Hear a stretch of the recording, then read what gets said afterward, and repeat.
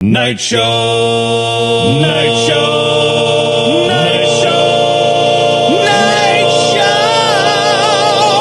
Show! Hey, hey, hey! Hey, hey, hey. How we doing? Facebook friends, it's Ryan Roberts. It's a new thing we're doing for 2018. Night Show Live with Ryan Roberts and friends. My friend today, who's going to be here with me every day, is Jim Lauber. Say hi, Jim. How's it going? Happy New Year. And today we have a special guest, Claudia Stavola, in from, where did you drive in from today? Today I drove in from Southington, Connecticut. Sunny Southington. Sunny Southington. Good times. So tomorrow, Chaz and AJ are coming back bright and early, 5:30 in the morning, and Jackie Slater is going to be in for Pam. So not everything goes back to normal, but pretty damn close. And, of course, there's Dumbass News at 7:20. Lappy's coming back. Wiggy is coming back. And I'm back to my spot where I belong, doing the night show from 8 to midnight. So we're going to start off doing this show tonight on the 1st of January. Happy New Year's, everybody. And hopefully we can continue doing this if we don't, if Boss Keith allows it, because who knows what's going to happen. We're going to have guests on. We're going to have musicians, comedians, politicians. We're going to have breweries. Well, not the whole brewery, but brewers from breweries. And also, like and comment, please. It's a new show. Please share as much as you can. Comment as much as you can. And this is an interactive show, so if you have any comments for Claudia, if you have any comments for Jim or myself, feel free to type, as long as you're not angry typing guy. We don't want angry typing guy. I mean, I'm sure we'll get plenty of angry typing guy. I'll just angry type right back. Good, Yep. good. That's what about angry typing gal? Is it just angry typing guy we don't want? No, I mean, I'm not. I actually either one. You could if you're a bitch, don't. All right, just checking the camera. Oh, everything's looking good. All right, so let's go to our guest here. Boom. I love technology. Claudia, how are things? Pretty good, other than the fact I'm sick. I'm sorry. Make sure, that's the microphone that Chaz uses. I know. I sound like I have a smoker's cough and I don't smoke. When they do weekend review, that's the one. So make sure you really get all globby in there. Yeah. How long have you been doing comedy? About 13 years. So since I was like 5. 5. Yeah. Yeah. Sound good? Yeah. You started when you were 21. How's the lighting in here? Can I pass that off as the truth? Yeah, but the lighting may go low. I'm looking at myself in the camera here like, you need to dim that a little bit. We're going to have, you're looking a little greasy, my friend. Not you. I'm talking about me. Well, with all the makeup I had to put on to cover the illness, I might look a little greasy myself. So, what, I mean, we'll do the basic questions, but what made you want to get into comedy? I think I didn't realize I was kind of already in comedy all my life because my family was pretty dysfunctional. So my coping mechanism. So that's how you dealt with it. Yeah, I was the joke. I was really shy, but my way of coping was to be the jokester. And that's sort of how I dealt with things at school also, because I didn't really ever fit in anywhere. I was always kind of the misfit. So my way of kind of coming out of my shell was I started doing impressions of my teachers, usually the male ones for some reason. And then can you do one? Do you remember? Oh my God, I don't remember. I remember I had this one teacher in 5th grade, Mr. Boyle, and he always used to stand with his name wasn't Mr. Boyle, was it? It was. And he always had a yardstick for some reason. But yeah, so it started with him and then it just went on from there, and that was my my way of dealing with life. Hasn't done me any better though, because I'm still a misfit even in the comedy world. So how did you get into it? Did you just do the open mic thing to start off, like in the city, or like? I did a little bit of the open mic thing. I actually created my own open mic down at the Webster Theater in Hartford, which is a rock club, and I approached a guy that worked there and asked if I could do comedy, and he was into it. So I started with that, but the real way I guess I really delved into it was my sister and I went out to Vegas several years ago to see the Howard Stern show. And we ended up hanging out with this guy. His name is Shuli, who happens to be on the show now, but he was a stand-up comic at the time, and we hit it off, and I told him I was interested in trying comedy. He gave me a guest spot at a place out in Vegas, and from that point on, I was like, I'm doing this. So Did you ever bomb really bad? oh God, yeah. Yeah, definitely. I mean, I've always been politically incorrect or edgy or whatever you want to call it. I mean, I don't have a name for it, but other people do. And in the beginning, I was probably a little more hardcore. So some people didn't know how to handle it. And things sometimes would go really horrible and sometimes they'd go great. So Well, you sort of touched upon two things. I've noticed comedy is kind of a man's club. And not so much now, and it's been getting better and better and better. Sure. But how does a pretty woman in comedy compare to, like, have you had a lot of issues with that? Well, okay, you'd have to ask a pretty woman first. But Oh, stop it. Just kidding. Thank you. It's like I hate answering that question because then I feel like saying... Was that a hacky question? I No, apologize. no, but I feel like it's like I'm saying, oh, I'm so pretty. I have all these difficulties. Okay, I'm saying that you're pretty. Thank you. Jim is saying that you're pretty. As a pretty girl in comedy that's doing extreme stuff. You know what I Yeah. mean? That's the thing is, like, I think a lot of people, well, we're doing mom jokes. Yeah. And when you're Well, not okay, doing right. when you're not doing mom jokes, I think there's sort of a juxtaposition there of Or it's also if you're not the mom, but you're not like smoking hot, you're somewhere in between, then it's like, oh, she's so cool. She's doing the drunk slut bit. Like girls get away so with you're that. saying you're like a girl that a blue collar dude wants to bang. I don't even know anymore. Well, when you said about being a good-looking comedian, right? Mm-hmm. I remember when I was first starting, a buddy of mine said, "Hey, there's this this comedy class in the city," and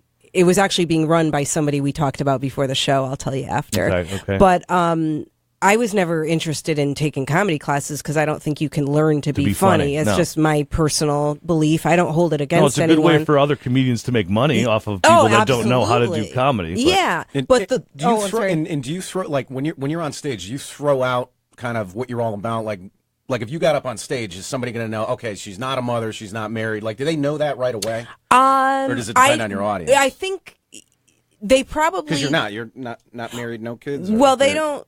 I don't talk about any of my personal life because to me, that's not what's funny. My stuff is about like what I observe about just the world, Right. like people that have no shame and how they go out in public and different things like that. But when I'll get back to what you said, but the thing with the comedy class was it was promoted as more about marketing, like how to market yourself, how to network. So I was like, okay, I could make use of that. Yeah. So I take the class and it turns out it's not that at all. It's a typical comedy class and it's basically an open mic every week that you're paying for. Mm-hmm. And you have to bring people. it eventually when you get your stage time. But the thing that bothered me was the woman that was teaching the class. She kept saying to me, "You can't get away with what you're saying because people aren't going to like you." And I'm like, "What do you mean?" "Well, they're going to think you're too skinny or you're too cute or you're too this, you're too."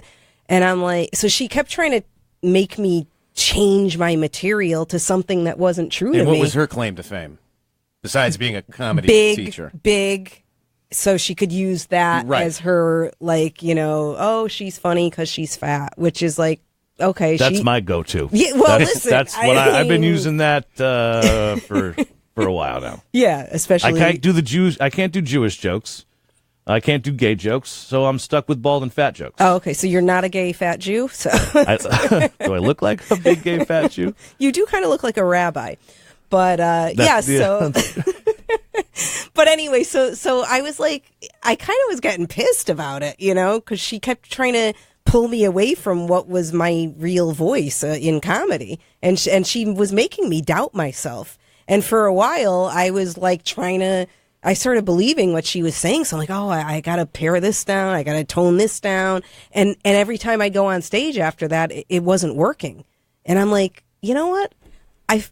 Can I swear? Yeah. I fucking hate everyone. This is who I am. Mm-hmm. I'm going to just start putting it out there, and whoever gets it, gets it. Whoever doesn't, doesn't. And when I stopped giving a shit is when it started to come together. So after she said these things to you, you're going up on stage with her in your head. Yeah, like, oh, you know, and some of what she said was true and still is. There are women out there that are just jealous people in general. It doesn't matter who the woman on stage is. They just see a woman and they think that their boyfriend's going to be checking her out. It's like, you're here to have fun, relax. Like, I've literally had women sit in a huff the second I walk on stage. And it's like, I haven't even opened my mouth yet. Mm-hmm. Like, what do you care? Why are you coming to a comedy show? Exactly. To be, and we'll touch on that next. I just want to. So Robert Shaw says, "Tell a joke, funny lady." And we have Linda here from Naugatuck. Jeff says, "What up, bro?" Guy Esposito's in Southington. Hey. So do you know Guy? Hey, Guy. Hey, Guy. Michael Anthony. Hi. From Van Halen? Yes, from Van Halen. Said Jim Lauber, the third ladies and Jim Lauber, the third ladies and gentlemen. That's right, Jim Who Lauber, said that? the third. Michael Anthony Nice. Lombard. So please, if you have any questions for Claudia, please you could share. Please comment. Please like. We're going to check out. Let me see if I can get to the right thing here. We're going to check out a video from her from Gotham. Yeah, it's an oldie but goodie. Please like. We're going to check out. Let me see if I can get to the right thing here. We're going to check out I've never a been to video a strip club before, so I figured this is the from time her to go, from right? So I'm Gotham. in there and Yeah, I'm talking to the it's an manager. oldie but goodie. I was going to Please talk like. to him about auditioning. We're going If you to guys would check see me out, go, I wasn't going to actually do anything. Let me see if I can get to the right thing here. We're going to check out I've a never been to a video strip club before, so I figured this is the from time her to go, from right? So I'm Gotham. in there. And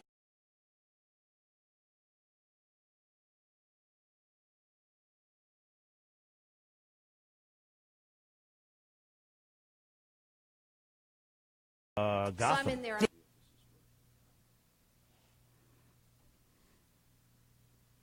All right.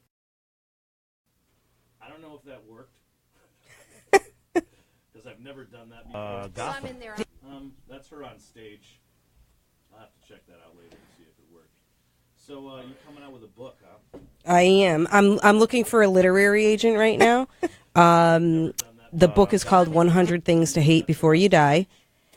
And if you can't figure it out by the title, then you're retarded. But basically, it's pretty much about being aggravated by everything. You know, everybody's politically correct nowadays. Everybody has rules for everything, you know. So how has that affected your comedy? Oh, my God. Okay. You go to clubs. She took off her glasses. I took off my dollar store Hat's glasses. coming off next. You know, the static hair is going to be up in a rage. It has affected a lot because comedy club owners and bookers now are getting PC because they're worried about the crowd, maybe the one money. or two audience members who are going to complain after the show. It doesn't matter if the rest of the audience is on board. They'll say, okay, you can't come to my club and use the C word. Oh, I can understand the N word, obviously. That's a different ballgame. But the C word, it's like... Well, it's the one or two audience members that take a 15-second video of your set, and then they put you on blast and say, look what she said, you know. Look at you siding with the club. Oh, man. But yeah, so there are some clubs that make it difficult. I'm not as edgy as I was when I first came out, in the sense that I used to do a lot more racial humor, and not that I'm racist, but people can, of course, misconstrue anything. If you say the word black, then people have a heart attack and think you're a racist, even if you're complimenting black people. But I don't do a lot of the material that I did early on, so it's not as much of an issue for me now, but still they have a lot of restrictions, and it's like, that's not what comedy's supposed to be. It's not. It's supposed to be, free thinking. It's supposed to be bringing people together with laughter and different thoughts and takes on things we all go through in life, but you can't do that anymore. I'm sure this is talked about all the time, but who the hell goes to a comedy show to complain? Oh. If you're going to get offended, like, what are you going to see? You know what I mean? You're going to see, like, well, my kids are so bad and they pooped on themselves.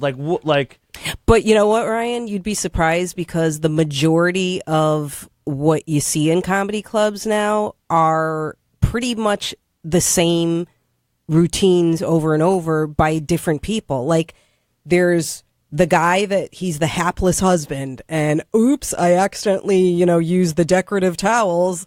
That's like a go-to that you hear almost every weekend. Kids, that's another one. Kids, or I left the toilet seat up, my wife's going to kill me. The women do the jokes about not blowing their husband anymore, and that is sad. Yeah, my idea of foreplay is him taking the garbage out. Am I right, ladies? I like it when they vacuum. Oh yeah, exactly. And then every woman in the crowd is like, isn't she wonderful? It's like, that's what happens in my house too. Yeah, we can relate. And it's like, that's sad. Like, that's what people get excited for. Great. And I don't get it. Well, please, if you're watching, please like our show. Please comment. Please share. We're trying to get this going. This is the first one of 2018, Night Show Live with Ryan Roberts. Let's do a little news, and then we'll talk about your book. So, marijuana. First day of recreational marijuana in California. I've never wanted to live in California more. I was in line for Fix-A-Flat today, while others in California were in long lines to buy legal marijuana. So congratulations, California. What's your stance on marijuana? Well, I have never... Are you high right now? No, I look like I am, and I haven't even taken any cold medication, but I've never been high. I've never been drunk, but I am all for legalizing marijuana. It doesn't bother me. I don't think it's going to hurt economy. I don't think it's going to hurt society. I think it's not a dangerous drug. It's not like legalizing heroin. So I'm all for it. I don't have any issues with it. Well, I thought on the cigarette thing too. That's real. Oh, yes. I always thought, anytime something comes out, I look at it and I go, no, it doesn't look real. Well, it didn't seem real because, it's a pack of marijuana cigarettes, with something like that seems fake. But you even said that they've been preparing for this. Yes. They've been ready for it. I'm going to try to find it online right now. So Marlboro has, for years, this was a rumor, like a urban legend, that Marlboro had already made 30 years ago or 25 years ago, they had made packaging in preparation for the legalization of marijuana. They wanted to be the first people there. And I guess, it's Marlboro, so if you're going to smoke something. So let me look this up online, and I'll be able to show you. But what a great idea, I think. And hopefully Connecticut will, someday. Here's a great picture of this. Let me show you. Boom. There it is. Marlboro cigarettes pack. Got the pot leaf on it. How much is it? What's a pack go for? I don't know. And I don't know if they're actually selling these or if this is a prototype thing. But, it looks exactly like a pack of Marlboro cigarettes, except it's got a big pot leaf on it. I think that's awesome. So catches your eye too. Yeah, it's cool. Is the paper green that it's wrapped in? It is. They have the green filters. Wow. Okay. And everything. It's official looking. They're all ready to go. So I think it's amazing that you can, in the same country, living in the same country, and they're talking about that it's going to bring in $300 million in tax revenue. in the first year alone. $300 million. Wow. And, especially in this state, when you talk about constantly people complaining about the state of Connecticut and the budget and everything, and it's not a fix by any means, but I know our state could use $300 million. Right. And with Massachusetts going legal too, we're in a really bad position, I think. Like people are going to go over to Massachusetts to buy their weed, and we're not going to get any of the money. Right. Which is ridiculous. I've seen more public officials in Connecticut getting on board with it, or at least voicing their opinion on it and being on board with it. One of the amazing things, and I said this to Jim, we do Chaz and AJ does a toy drive every year, and it's a big event. And thank you, by the way, everyone that came out to that. Absolutely amazing. Biggest year ever. We raised $109,000 that's awesome. in toys for kids. And they put together a bit where they had different government officials from Blumenthal to local mayors, and they did the 12 Days of Christmas. And the mayor from Middletown... It's Dan Drew, that's my mayor. Yeah, right. Oh, yeah. Nice. Good job, Mayor. he wanted... His was 6 legal ounces, so they did the whole thing, and everyone had something different to say, and his was 6 legal ounces. That's a lot of weed, too. And I couldn't... Yeah. But really, look how far we've come in our society where a politician is willing to stand up in front of other politicians and say something like that. Right, actually have commentary. Right, and have, and it was received, obviously, by our audience very positively. And I just thought it was a very brave thing to do in front of a bunch of other politicians. Absolutely. And if it caught your eye, you could see who was kind of like, oh, my God, I can't believe he just... Right, yeah.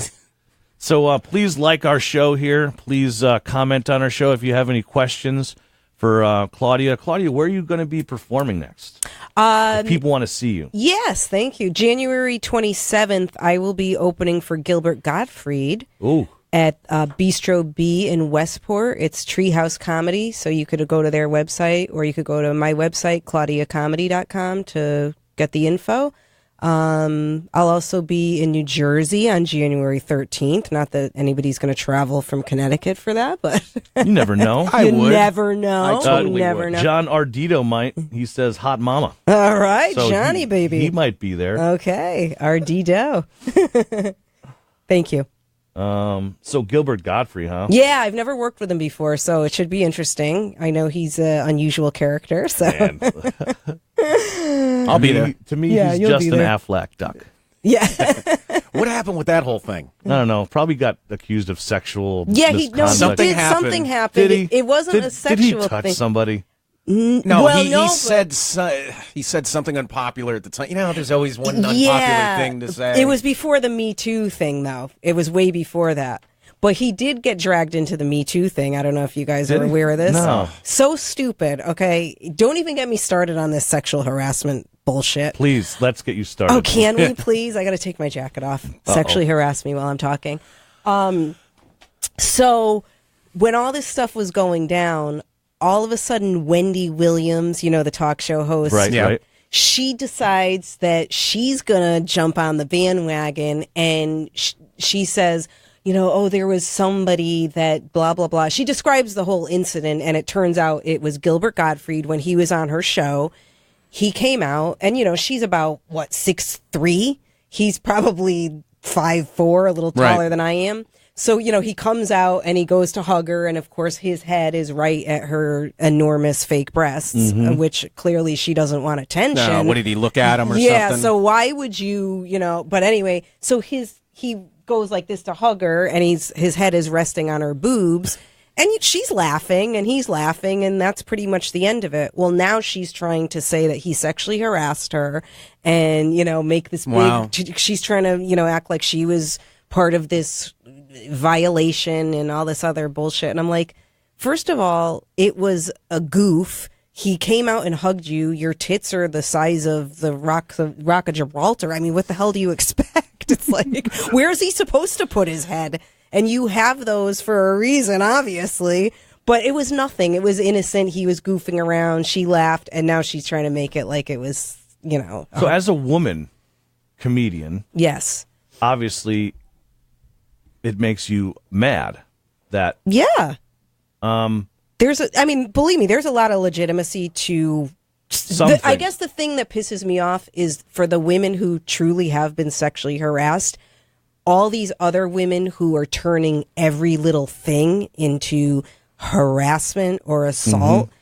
It's kind of nullifying the Almost makes it less legitimacy of The real important. cases The are real getting, cases. they're getting blurred. Because when you say that a man saying, "Hey, I like your jeans, you look nice," is sexual harassment, I mean, I'm sorry, that's extreme. It's like, okay, if you said, "Hey, I don't feel comfortable with you saying that," and then the guy continues to do it, then maybe he's bothering you, he's harassing you. Right. But it's like, if somebody's just innocent, I mean, people do flirt, let's be honest. That's just And life.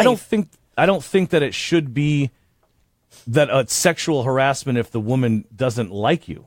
Right. Like, how do I know as a dude Exactly. if you're going to be into me or not? So I'm going to be, hey, you look really nice tonight. Well, Exactly. if you look at me and you're not into me, which many women are not, Yeah. you're going to be like, ew, gross. Exactly. But then a 6'4" version of me with money and muscles Right. comes up and says the same thing. Oh, Then all of a it's, sudden they're like, you know, You right, know, it's unless so they cute. say, "Oh, it's sexual harassment," so they can sue me and get Right. a bunch of my money. Yeah, it seems like there's all these little criteria attached to So what. where's the line now? Like, as a guy, what do we even do? Like, how do we even approach?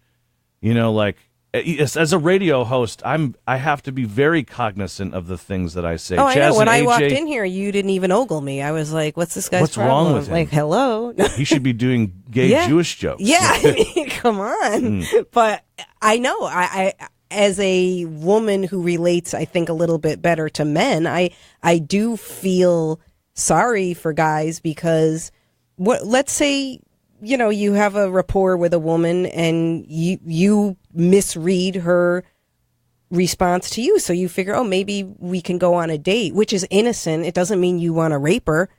And you take that chance and say, hey, would you like to grab a cup of coffee even? And then she reports you to corporate or something. You know what I mean? It's like, Yeah, but a lot of this had to do, I think, a lot of that stuff had to do with somebody in power in a certain organization. which has happened to me. I mean, Right. I was working at a comedy club down, well, I won't say where, but I was a regular there. And I was very friendly with the owner. Like, we were buddy-buddy. He was going through a divorce. I was a shoulder to cry on. Nothing inappropriate. He made it clear that he was interested in me, and I told him I wasn't interested, but I always was friendly about it. I didn't care if he flirted with me. It doesn't bother me. Well, one night when I was leaving the club, we always hugged and said goodbye. I go to hug him, and he turned and he tried to kiss me. So I just turned my head because I didn't want to embarrass him, Right. and figured that was it. I wasn't going to say anything else. Never booked me again after that.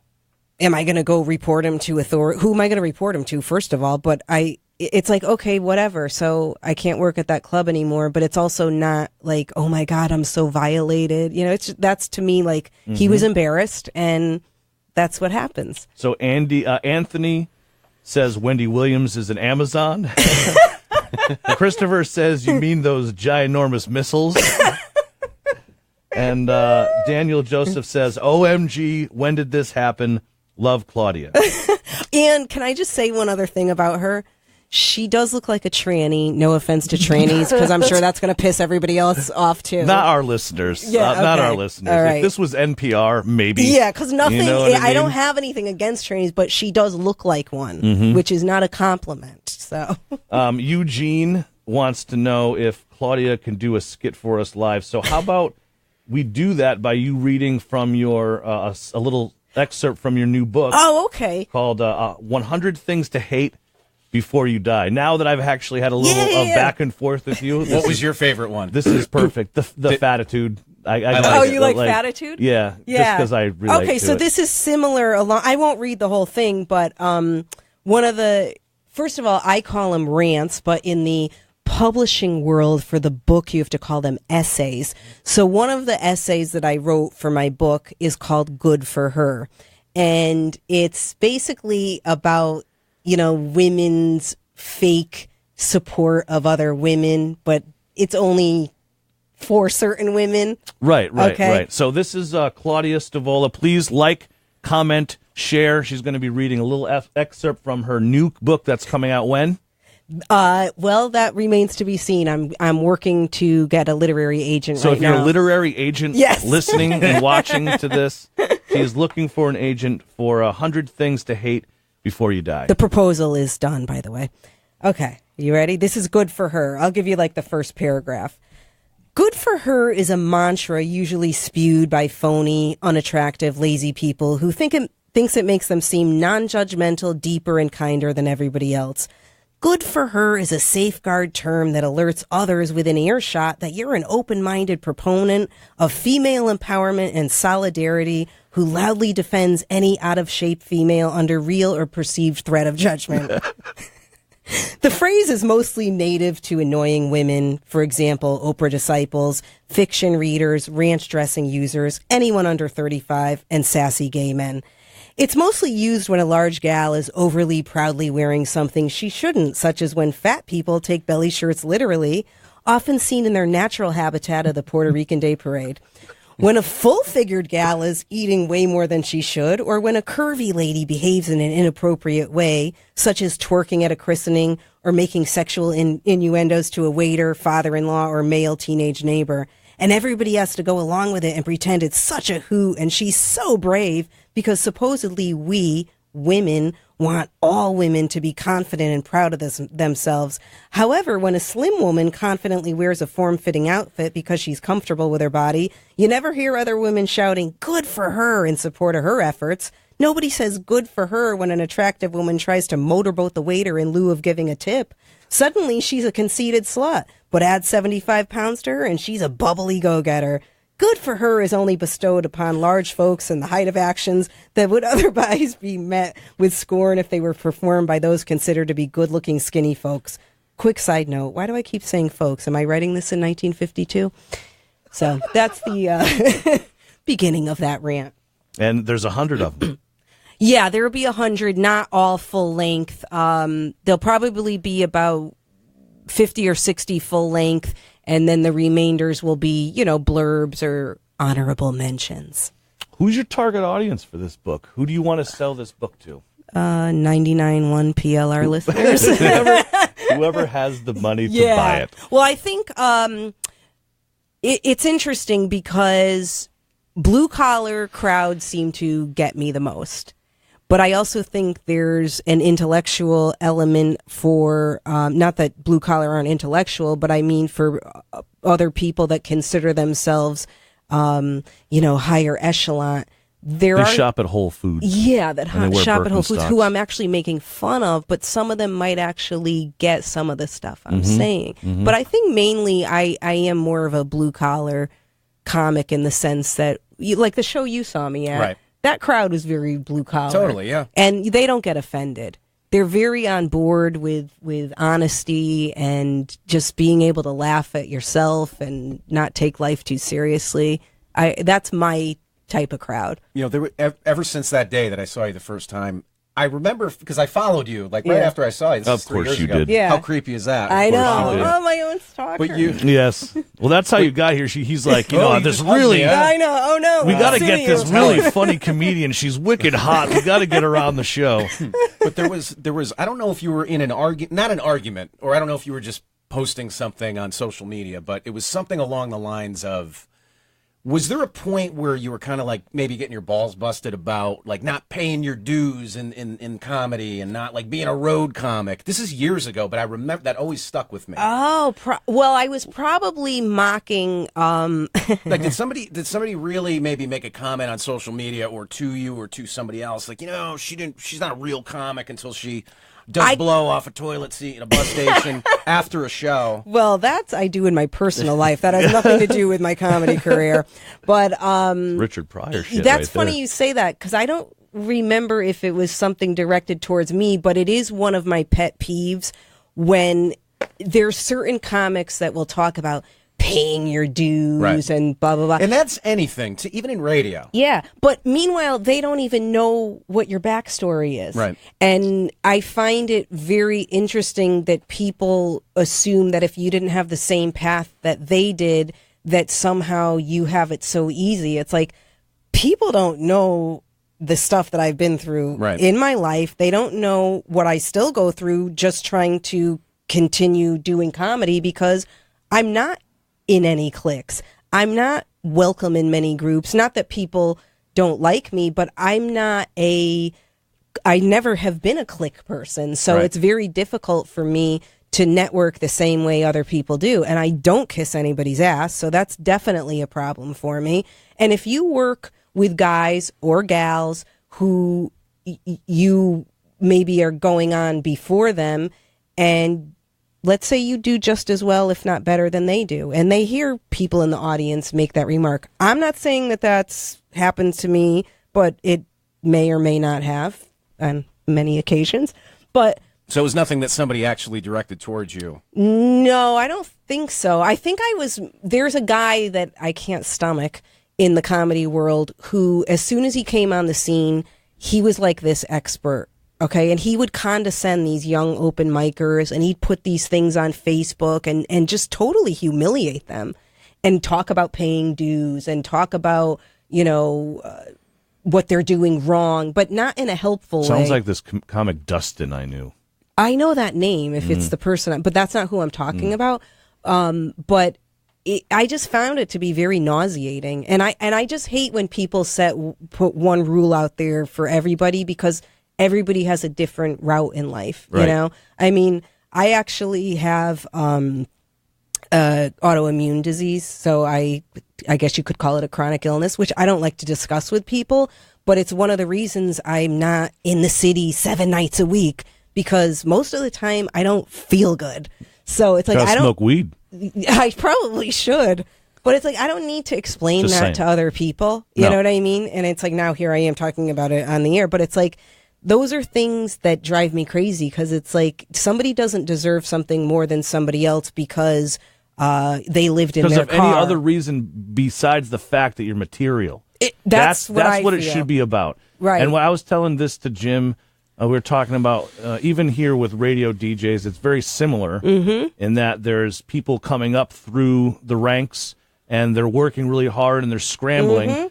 And sometimes they will be jealous of another person. And I say, don't be jealous of that person. You're not going to not get the job because of that. You're going to get it because you're not good enough. Exactly. If you were good enough, you wouldn't have to worry about other people. And maybe if you say people are coming from a TV show, NBC, to come see your stuff, and it's a group show, there's 5 people on the bill, and maybe they're not looking for the not PC chick. Exactly. Maybe they are looking for the PC chick. That has nothing to do with how good you are as a comic, So I hate that, especially doing a show with other comics and they have some sort of attitude towards you because you did better before they went on and you took their energy or whatever. Yeah. You know what I mean? It has nothing to do with that. It's because they're just not good enough. But you won't get recommended if people the other thing I find that has been a detriment to me